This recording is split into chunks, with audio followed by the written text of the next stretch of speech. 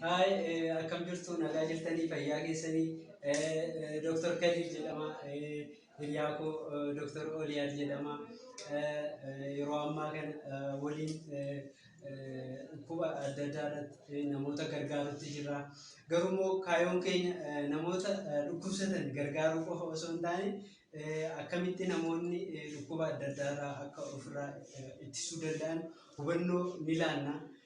Garuu immoo dhukkuba isa kamiin dursinaa isa kamiin itti aansinaa carraa isiniif kenninaa komentii irratti barreessaa. Dhukkuba isin gaafii irratti dhiyeessitan irratti hundoofne dhukkuba adda addaa irratti ibsa adda addaa isiniif kenninaa. Hiriyaa koo Dr. Oliyaad yaada isaa waliin dhageeffanna. Tole anis kana jechuu barbaadu hiriyaa koo Dr. Kadir Rashid nama cimaadha.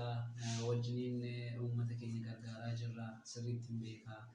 Isinis dhukkuboota garaagaraa irratti yoo gaaffii qabaattan tekstii keessaatiin gaafachuu dandeessu. Ibsallee irratti isinii kennuu danda'a.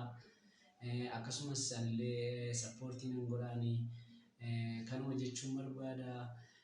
Fayyaan faayaa uummata keenya akka jirtu asumaan isin jechuun barbaada.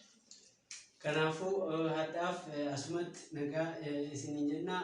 Dhukkuba akka isiniif ibsi irratti kennamu barbaadan komentii irratti barreessaa. Sheer follow gochuu hin dagatinaa. Fayyaa ta'aa. Nagaa ta'aa.